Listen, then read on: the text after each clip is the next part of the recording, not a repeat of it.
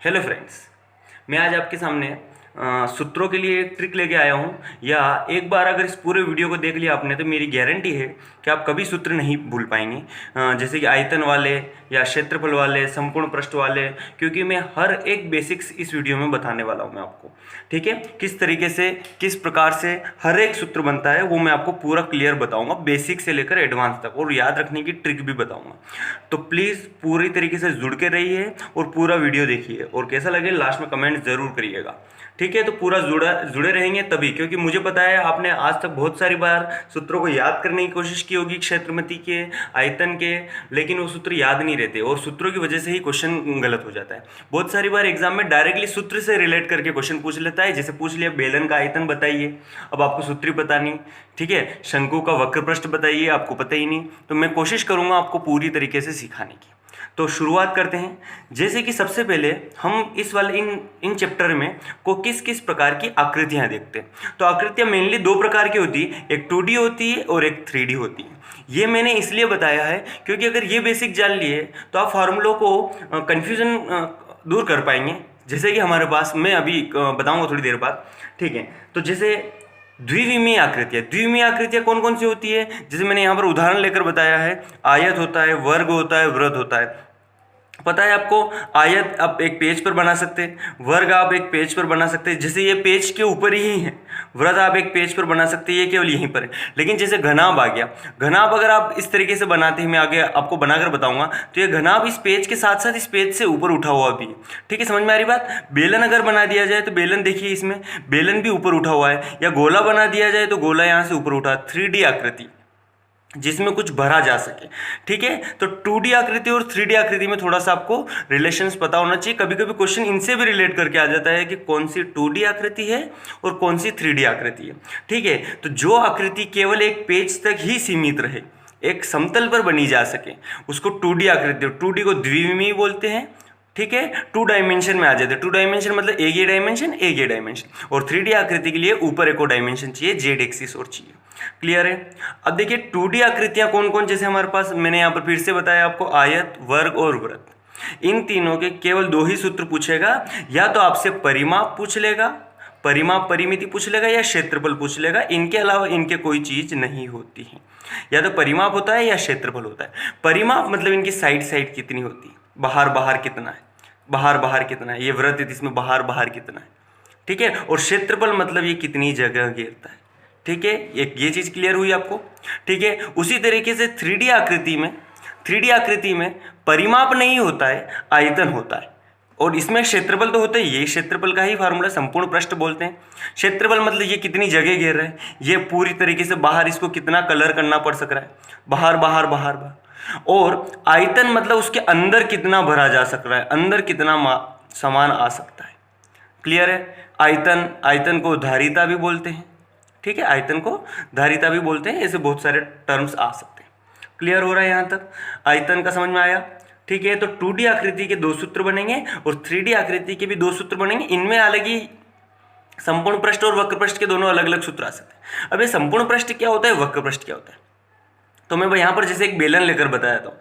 अगर आपने एक बेलन लिया, ठीक है, तो बेलन में क्या हुआ, देखो, एक तो अपन इसको बाहर बाहर कलर कर देंगे, ठीक है, और ऊपर का ढक्कन और नीचे का ढक्कन दोनों को रहने देंगे। अगर बाहर बाहर कलर कर दिया और ढक्कन को छोड़ दिया तो वो हो गया वक्र। वक्र मतलब बाहर बाहर, ऊपर नीचे नहीं। और संपूर्ण मतलब सब तरफ किया जाए कलर। क्लियर है। तो इसके दो सूत्र बनेंगे, एक संपूर्ण पृष्ठ का अलग बनेगा, एक वक्र पृष्ठ का अलग बनेगा। जो आकृतियों के ढक्कन रहेंगे उनके दो सूत्र बनेंगे, जिनके ढक्कन नहीं रहेंगे उनके दो सूत्र नहीं बनेंगे। जैसे हमारे पास गोला आ गया, अब बताइए गोला जो होता है उसमें ढक्कन होता है, या आप एक बॉल ले लीजिए, फुटबॉल ले लीजिए, उसका कोई ढक्कन होता है क्या, बिल्कुल ढक्कन नहीं होता है, उसमें पूरी तरफ सब तरफ कलर होता है, तो उसका केवल एक ही फार्मूला होता है पृष्ठ का। ठीक है, बाकी सभी आकृतियों के वक्र पृष्ठ और संपूर्ण पृष्ठ के फार्मूले होंगे, और आयतन का तो एक ही सूत्र होता है, कितना भरा जा सकता है। क्लियर है। लास्ट बात इस वाले पेज से रिलेट, परिमाप हमेशा मीटर में आता है और क्षेत्रफल हमेशा मीटर स्क्वायर में आता है, और आयतन हमेशा मीटर क्यूब में आता है, ये याद रखिएगा। ये क्या है, इसके डायमेंशन है, नापते हैं। जैसे आपसे बोला जाए कि आपको रस्सी लेके आनी, तो आप पापा से पूछेंगे या किसी से पूछेंगे कितनी रस्सी लेके आनी है, 10 मीटर, 20 मीटर, 30 मीटर, यही बोलेंगे। अगर आपसे बोल दिया जाए कि आपकी छत को नापना है, छत को कलर करना है, तो आप बोलेंगे कितने मीटर स्क्वायर कलर करना है या कितने स्क्वायर फीट कलर करना है, इसी तरीके से बोल सकते हैं। उसी तरीके से अगर आप कोई टंकी पानी की लेने जा रहे हैं तो वहाँ पर देखते हैं ये कितना लीटर की है, कितने लीटर की है या कितने मीटर क्यूब की है। ये आयतन का डायमेंशन होता है, ये बहुत ही ज़्यादा जरूरी। देखो ये कैसे फायदा करता है। जैसे मेरे पास 3 सूत्र मैं आपको यहाँ पर बता देता हूँ। एक आ रहा 2πr, एक आ रहा πr स्क्वायर और एक आ रहा 4/3 πr क्यूब। अब ये देखकर ही बता पाएंगे, केवल अगर आपको ये थोड़ा सा पता हो तो, कि मीटर में तो देखिए पाई की कोई डायमेंशन नहीं होता, पाई एक संख्या है तो इसकी कोई संख्या डायमेंशन नहीं है, तो इसको हटा दिया और इसको हटा दिया। देखो ये काई में नापा जा रहा है मीटर में, आर स्क्वायर मतलब मीटर इंटू मीटर, ये मीटर स्क्वायर में नापा जा रहा है, और आर क्यूब मतलब मीटर क्यूब। मतलब किसी भी चीज़ का हो, ये मैं नहीं बता रहा हूँ, लेकिन आप ये देखकर बता पाएंगे कि ये पक्की बात है किसी न किसी के आयतन का फार्मूला है, ये क्षेत्रफल का फार्मूला है, और ये हमारे पास परिमाप या परिमिति का फार्मूला है, ये पक्की बात है। तो ये आपका थोड़ा सा फायदा करेगा कि आप अगर ये याद रख पाएंगे कि परिमाप या परिमिति को मीटर में मापा जाता है, क्षेत्रफल को मीटर स्क्वायर में मापा जाता है, और आयतन को मीटर क्यूब में मापा जाता है। क्योंकि मेरे साथ बहुत सारी बार ऐसा हुआ है। जैसे मेरे पास बेलन के 2 फार्मूले, बेलन का एक फार्मूला होता है 2πrh और एक फार्मूला होता है πr²h। अब मुझे कन्फ्यूजन होता था कि कौन सा किसका फार्मूला है। तो देखिए पाई का कोई डायमेंशन नहीं होता है और 2 का कोई डायमेंशन नहीं होता है, पाई का कोई डायमेंशन नहीं होता, इसको हटा दिया। अब आर का मीटर और एच का metre, metre metre metre square, और इसका मीटर स्क्वायर और इसका मीटर मीटर क्यूब। तो पक्की बात है ये तो आयतन का फार्मूला हो जाएगा। हालांकि ये वक्र पृष्ठ या संपूर्ण पृष्ठ किसी का हो सकता है। क्लियर है? ठीक है, ये फार्मूलेज बन गए। अब अपन चलते हैं आकृतियों के बारे में और उनसे कैसे फार्मूला रिलेट कर पाएंगे अपन। क्लियर है? यहाँ तक समझ में आया? एक और चीज साथ साथ बता देता हूँ मैं यहाँ पर कि अगर आपको किसी भी चित्र में कुछ भी गोल नजर आ जाए, किसी भी चित्र में कुछ भी गोल नजर आ जाए, देखिए गोल नजर आ रहा है, तो उसी में लगेगा पाई। किसी भी अगर आप फार्मूला देख पा रहे हैं पाई वाला, कभी भी पाई दिखे तो पाई हमेशा गोल चीज में होता है। अगर कहीं पर भी कुछ गोल आएगा तो पाई आएगा, अगर उसमें गोल नहीं है तो पाई नहीं आएगा। जैसे हमारे पास ये आयत हो गया, आयत का कोई भी फार्मूला ले लो, आपको पाई नजर नहीं आएगा। या हमसे घनाभ बोल दिया, कभी भी पाई नजर नहीं आएगा। या हमसे घन बोल दिया, कभी भी पाई नजर नहीं आएगा। और अगर कुछ भी वहां पर गोल आ गया तो वहां पर पाई आ जाएगा। क्लियर है? ठीक है, तो पाई हमेशा गोल आकृतियों में ही होता है। ये चीज समझ में आई? बेसिक समझ में आया है आपको? ठीक है, चलिए आगे चलते हैं अपन किस तरीके से अपन, मैं शुरुआत से बताऊंगा, आयत से लेकर मैं लास्ट तक बताऊंगा किस तरीके से फार्मूले इन्वेंट हुए। चलिए शुरुआत करते हैं आयत से। आयत का फार्मूला तो आपको पता ही होगा, केवल एक फार्मूला अगर आपने याद रख लिया तो आप सभी कर पाएंगे, फिर भी मैं याद करवाने की कोशिश करता हूँ यहाँ पर। ठीक है, देखिए आयत जो होता है इस तरीके से होता है।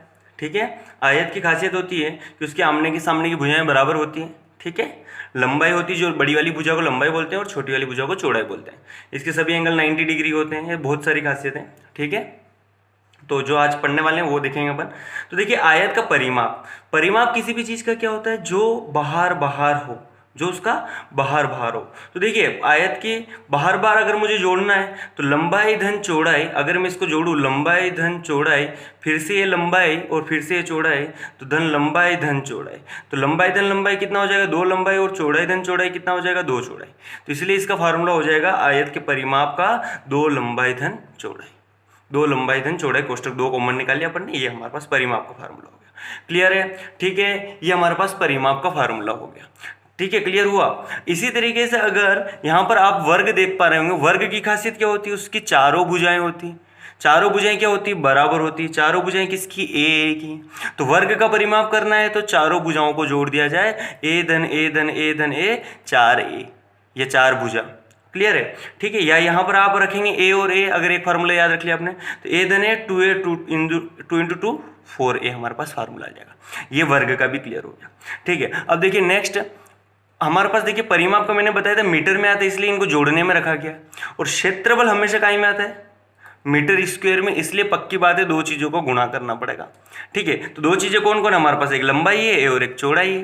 तो आयत का क्षेत्रफल का सूत्र हो जाएगा लंबाई गुणित चौड़ाई, क्योंकि क्षेत्रफल में सर ने बताया था मीटर स्क्वायर होता है, लंबाई गुणित चौड़ाई। और वर्ग का क्षेत्रफल का सूत्र क्या हो जाएगा, देखिए, तो वर्ग का क्षेत्रफल का सूत्र हो जाएगा मीटर लंबाई की जगह भी ए आ गया और चौड़ाई की जगह भी ए आ गया, तो ए इंटू ए, या तो आप इसको ए स्क्वायर भी बोल सकते हैं, भुजा स्क्वायर भी बोल सकते हैं, ए इंटू ए भी बोल सकते हैं, कोई टेंशन लेने वाली बात नहीं। क्लियर है? आयत का क्षेत्रफल हुआ, वर्ग का क्षेत्रफल हुआ। क्लियर है? नेक्स्ट एक और यहाँ पर सूत्र मैंने लिखा तो नहीं, लेकिन मैं आपको बता देता हूँ। ठीक है, कभी कभी आपसे इस तरीके से पूछ लेता है कि आयत के विकर्ण की लंबाई कितनी होती है। तो देखो मैं यहाँ पर पाइथागोरस प्रमेय से थोड़ा सा डायरेक्ट बता देता हूँ कि आयत का जो विकर्ण होता है उसकी लंबाई होती है इसका स्क्वायर धन इसका स्क्वायर और रूट में, पाइथागोरस प्रमेय से। अगर आप पाइथागोरस प्रमेय जानते हैं तो बढ़िया बात है, नहीं जानते हो तो पहले वाले वीडियो देखिए प्लेलिस्ट में जाकर। एल स्क्वायर धन बी स्क्वायर, ये विकर्ण की लंबाई होती है। और इसके विकर्ण की लंबाई देखिए, ए स्क्वायर धन ए स्क्वायर, एल की जगह भी ए आ गया और बी की जगह भी आ गया, ए स्क्वायर को जोड़ूंगा तो 2a स्क्वायर, और a तो बाहर निकल जाएगा, इसलिए वर्ग का विकर्ण होता है a रूट 2। वर्ग का विकर्ण होता है a रूट 2। ये मुझे यहाँ पर बताना नहीं था, फिर भी मैंने बता दिया। तो आयत का विकर्ण की लंबाई आपसे कभी पूछ ली जाए, आयत का विकर्ण की लंबाई कभी पूछ ली जाए तो रूट के अंदर L square plus B square, क्योंकि स्क्वायर रूट से बाहर निकलेगा तो वापस क्या बन के निकल जाएगा, ये डायरेक्ट नहीं निकलता है, पहले हल होके निकलेगा, मीटर ही होगा। तो विकर्ण भी हमेशा लंबाई होती है मीटर में नापी जाती है, और वर्ग का विकर्ण की लंबाई हो जाएगी वर्ग की, वर्ग का विकर्ण बराबर होता है ए रूट 2। इसको याद रखिएगा क्योंकि आगे घन में यहाँ पर ए रूट 3 आ जाएगा और कुछ भी फर्क नहीं पड़ेगा। क्लियर है? तो इन सूत्रों को इस तरीके से करते हैं। अब मैं आपको बताता हूं आयत से कैसे आप घनाभ के सूत्र याद कर पाएंगे और वर्ग से कैसे आप घन के सूत्र याद कर पाएंगे, या केवल अगर इन सूत्रों को आपने देख लिया तो वो वाले सूत्र आप क्लियर कर पाएंगे। क्लियर है? तो परिमाप आपको समझ में आया और क्षेत्रफल आपको समझ में आया। चलिए आगे चलते हैं अपन घनाभ की तरफ। देखिए यहाँ पर अगर आप घनाभ देख पा रहे हैं, ये घनाभ का चित्र है और आपके सामने ये घन का चित्र है। तो पहले मैं घनाभ के बारे में बता देता हूँ। घनाभ को नॉर्मली आप अगर आपको कभी एग्जांपल देखना है तो घनाभ का एग्जांपल आप जिस कमरे में बैठे वो कमरा भी हो सकता है। ठीक है, घनाभ को कमरा भी बोलते हैं। ठीक है, तो देखते हैं घनाभ की खासियत क्या होती है। देखिए, तो घनाभ जो होता है वो आयत से मिलकर बना होता है। घनाभ के टोटल 6 पृष्ठ होते हैं, 6 उसकी फलके होती है। जैसे देखिए यहाँ पर मैंने कलर कर रखा है, एक अगर नीचे ये फर्श है तो एक छत भी होगी, एक ये साइड की दीवार है तो ऐसी कैसी साइड की दीवार इधर भी होगी, और एक अगर पीछे की दीवार है तो एक ऐसी कैसी आगे की दीवार भी होगी। अल्टीमेटली 6 दीवारें हो गई। क्लियर है? तो देखिए मैंने ये एक 3D आकृति, कौन सी आकृति? 3D आकृति। तो यहाँ पर परिमाप का सूत्र तो नहीं बनेगा, एक संपूर्ण पृष्ठ का बनेगा और एक वक्र पृष्ठ का बनेगा। क्यों बनेगा? पहले मैंने बताया है कि अगर किसी में भी ढक्कन है तो उसका 2 फार्मूला बनेगा, संपूर्ण पृष्ठ और वक्र पृष्ठ का।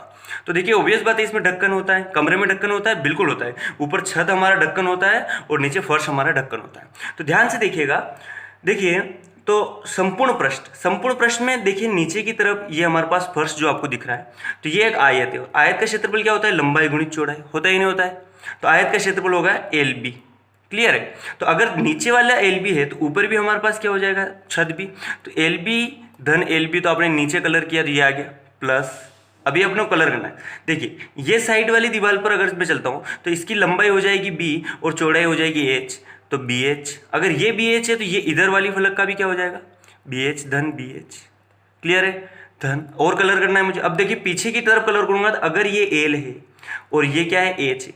अगर ये L है और ये H है तो पीछे वाली दीवार को करूंगा तो HL बोलो या LH बोलो, लंबाई गुणित चौड़ाई, एक पीछे की तरफ और एक आगे की तरफ, HL धन HL। क्लियर है? इन सबको जोड़ा दिया जाए, देखो LB धन LB, 2LB 2BH धन 2HL। मैंने क्या किया? 2 कॉमन निकाल लिया, LB धन BH धन HL। आपको याद रखने के लिए कुछ भी नहीं करना, एक बार LB ले लीजिए, एक बार BH ले लीजिए और एक बार HL ले लीजिए। इस तरीके से आप याद रख सकते हैं, लेकिन बाकी करने का तरीका ये है। क्लियर हुआ? ठीक है, ये संपूर्ण पृष्ठ का फॉर्मूला हो गया। सेकंड देखिए वक्र पृष्ठ। अब वक्र पृष्ठ में आपसे क्या बोला गया? ढक्कन को हटा दो, ऊपर नीचे वाले ढक्कन को हटा दो। तो ये ढक्कन कौन जोड़ा गया? ये ढक्कन था हमारा, तो ढक्कन को अपन ने क्या कर दिया? हटा दिया। अब इन दोनों को जोड़ दिया, BH 2BH और HL 2HL। तो यहाँ पर 2 कॉमन निकाल के केवल LB वाला टर्म हटा दिया, तो वक्र पृष्ठ का सूत्र आ गया। क्लियर है? ठीक है, ये सूत्र थोड़ा सा और बड़ा बनता है। इस सूत्र में देखिए थोड़ा सा और एक और फार्मूला इस तरीके से देखने को मिलेगा। यहाँ पर मैं बता देता हूँ 2। अगर यहाँ पर देखिए इन दोनों में क्या कॉमन है? H कॉमन है, तो मैंने H को लिख दिया बाहर। ठीक है, और यहाँ पर देखिए यहाँ पर क्या बचा? L और यहाँ पर क्या बचा? B, तो L धन B लिख देता हूँ। इस सूत्र को कभी कभी आपको ऐसे भी देखना पड़ेगा, 2L धन B H। और 2L धन B क्या होता है? किसी का भी परिमाप होता है, ऊपर देखा था आयत का परिमाप होता है। तो ये फर्श बराबर, कभी कभी वक्र पृष्ठ का फार्मूला इस तरीके से भी लिखा जाता है, फर्श का परिमाप, फर्श का, यहाँ थोड़ा सा जगह नहीं है इसलिए, लेकिन देख लीजिएगा, थोड़ा समझिएगा, फर्श का परिमाप गुणित ऊंचाई या कमरे की ऊंचाई। कमरे में कभी कभी इस तरीके से फार्मूला भी बनता है, तो वक्र पृष्ठ का फार्मूला यहाँ से ही बना है। क्लियर है? ठीक है। नेक्स्ट आयतन में आइए, देखिए आयतन में मैंने क्या बताया था, आयतन हमेशा मीटर क्यूब होता है, और मीटर क्यूब लाने के लिए हमको 3 चीज़ों का गुणा करना पड़ेगा, और हमारे पास यहाँ पर 3 चीज़ें ही दी है और तीनों का गुणा कर दिया, बस सिंपल सी बात है, लंबाई गुणित चौड़ाई गुणित ऊंचाई। ये हमारे पास आयतन का फार्मूला बन गया, लंबाई चौड़ाई ऊंचाई। ठीक है, तो देखिए कितना काम आ रहा है, मीटर स्क्वायर। देखिए यहाँ पर इन दोनों को गुणा करेंगे, मीटर स्क्वायर आएगा नहीं आएगा, तो इसलिए पृष्ठ में मीटर स्क्वायर और आयतन में मीटर क्यूब। क्लियर है? तो देखिए अब घन की तरफ भी चलिए। घन में क्या होता है, देखिए संपूर्ण प्रश्न में घन की बढ़िया बात यह है कि इसकी सभी फलकें सेम होती हैं। तो एक फलक कितने की, एक फलक हमारे पास ए स्क्वायर की, तो टोटल 6 फलकें हो जाएगी, तो 6a स्क्वायर हो जाएगा इसका संपूर्ण प्रश्न। अब ऊपर नीचे का ढक्कन अगर नहीं गिनने हैं तो 4 फलकें हो जाएगी, तो 4a स्क्वायर, 4a स्क्वायर। और आयतन में हमारे पास तीनों लंबाई चौड़ाई ऊंचाई तीनों सेम है, ए, तो इसका अपन क्या बोल देंगे, a क्यूब। सिंपल सी बात है, यहाँ से हमारे पास फार्मूला बन गया। क्लियर है? एक और मैं विकर्ण का बता देता हूँ। ठीक है, यहाँ पर मैं ज़्यादा करके नहीं बताऊँगा, केवल विकर्ण बता रहा हूँ लिखकर में। देखिए आयत में हमारे पास था विकर्ण का फार्मूला, रूट के अंदर एल स्क्वायर धन बी स्क्वायर, लेकिन यहाँ पर एच भी आ गया, इसलिए यहाँ पर एच स्क्वायर भी लिख देना है, बस और कुछ नहीं करना है। ध्यान दीजिए, विकर्ण का फार्मूला यहाँ पर हमारे पास आयत में होता था, रूट के अंदर एल स्क्वायर धन बी स्क्वायर, क्योंकि वहाँ पर लंबाई और चौड़ाई होती थी, और यहाँ घनाभ में हमारे पास ऊंचाई भी आ गई, इसलिए ऊंचाई का लिख दिया। क्लियर है? यहाँ पर भी मैं बता देता हूँ, हमारे पास विकर्ण किसका, घन का विकर्ण। ध्यान दीजिए, इससे रिलेटेड जरूर आता है। वहाँ पर क्या था, a√2 था, क्योंकि वहाँ पर 2 ही फलकें थी। यहाँ पर देखिए फलकें तो बहुत सारी, लेकिन यहाँ पर 3 चीज़ें हमारे पास अपन ने यूज़ की, इसलिए a√3 इसका आंसर है। ठीक है, बाकी अगली गोल वाली आकृतियों से रिलेटेड मैं फार्मूले नेक्स्ट वाले वीडियो में बनाकर बताता हूँ, ज़रूर देखिए। ठीक है, ओके, थैंक यू, मिलते हैं।